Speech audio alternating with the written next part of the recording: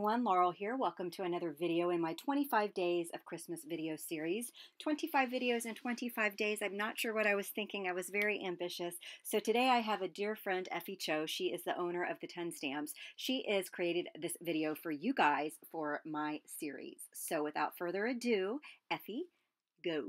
Hi everyone, this is Effie Cho with the 10 Stamps, and I'm so excited to be guesting for Laurel Beer for her 25 days of Christmas card making series. So I'm going to make this beautiful poinsettia card using our Cozy Poinsettias stamp set.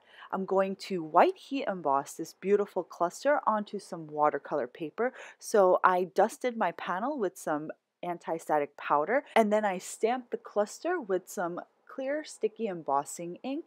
Next, I poured on some white embossing powder and hit the whole panel with my heat tool. Now I'm going to start watercoloring my cluster with some Ken Oliver color bursts. I'm doing some wet and wet watercoloring, so I wet the area that I plan to paint first with some clean water, and then I drop in a little bit of the alizarin crimson color burst into the inner corners of my poinsettia petals. Then I'll take a second clean fine tip water brush and I'll blend that color out to the edges of the petals, and I'm going to repeat that process for the entire bloom. After I finish painting the petals, I'm going to paint the leaves using lime green color burst, and I'm applying the same technique to the leaves. So wet the leaves first with clean water, drop in the color burst into the inner corners of the petals, then I'm going to take a second brush and blend that color out to the edge of the leaf. And I'll repeat the same process for the two poinsettias that are on either side of the larger poinsettia. You can see my right hand going off camera a few times as I continue to paint, and what you don't see is a paper towel that's off screen, and I'm actually using that paper towel to help me control the amount of moisture and pigment on my brush tips. So the more water that is on my brush tip, the more diluted my color is, the lighter it is. The less water that's on my brush tip, the darker and more concentrated the pigment is as I apply it. So I'm going to continue painting. I painted the leaves, the additional leaves in the cluster with the same lime green, and then there are two little flowers that I paint with tangerine color bursts. Since this image is white heat embossed, there's some foliage surrounding my cluster that you can't really see. So to emphasize all of that action going on behind my cluster, I add a Prussian blue aura surrounding my cluster so that you can see all that foliage a little bit better and to bring more interest to my card.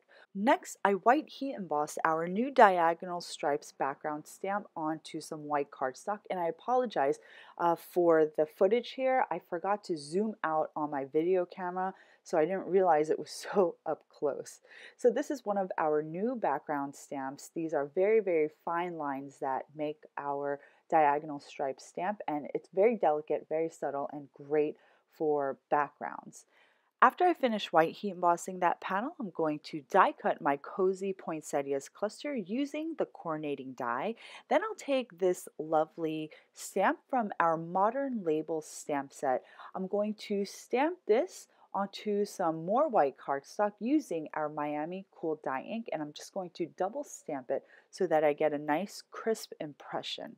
Then I'm going to go ahead and stamp the sentiment in our True Navy dye ink.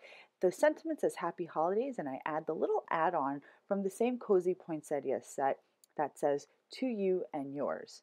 Once I'm done with my stamping, I'm going to die cut the label using the coordinating die. Then I'll take the first and second largest dies from our Double Stitch Rectangles large die collection to create a border from our white heat embossed diagonal stripe panel. I'll start off by die cutting the largest die, which will add the stitching to all edges. Then I'll take the second die and die cut the actual border, but I'm going to use both pieces for my project. I took a top folding A2 card base and I glued or adhered that inner negative piece first, but as a guide I use that outer border to make sure that that inner piece was centered. Next, I mounted that border onto my base using a single layer of foam tape, which I just cut right in half. I'm going to continue assembling my card. For the cozy poinsettia cluster, I'll mount this onto my card using a double layer of foam tape. And then I'll just tuck that label in under the cluster with a single layer of foam tape. Then I added a double layer of foam tape under each end of my cluster to make sure they were fully supported. Lastly, I just added some of our silver metallic sequins to embellish my card. And the great thing about the 8 and 10 millimeter sizes is that they add a nice impact, and you can tuck them behind the label and the cozy poinsettia clusters for a really beautiful effect. My card is now complete. I hope you all enjoyed today's project and video. Be sure to check out the rest of Laurel's 25 Days of Christmas card series, and don't forget to subscribe to both of our YouTube channels because we update our channels regularly with great inspiring projects. Thanks for watching, guys. I'll see you next time. Effie, thank you so much. Isn't she the queen of watercoloring? She makes it look very easy. I've tried to do what she does and it ain't happening. So thanks so much for creating this card for my channel and my series, Effie. You are amazing. Look at her sequins placement, by the way. I think she threw that in there on purpose because she knows I can't do sequins to save my life.